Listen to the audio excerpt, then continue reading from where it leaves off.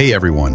In this video, I'll show you how to remove a green screen background in CapCut quickly and easily. First, open CapCut and import your main video.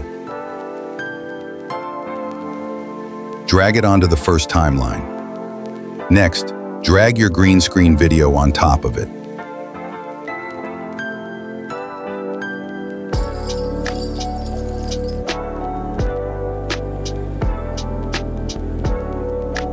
Now select the green screen clip, go to the video editing options, and choose Chroma key. Use the color picker to select the green background, then adjust the settings until the background is gone. Finally, you can replace it with any background you like. And that's it.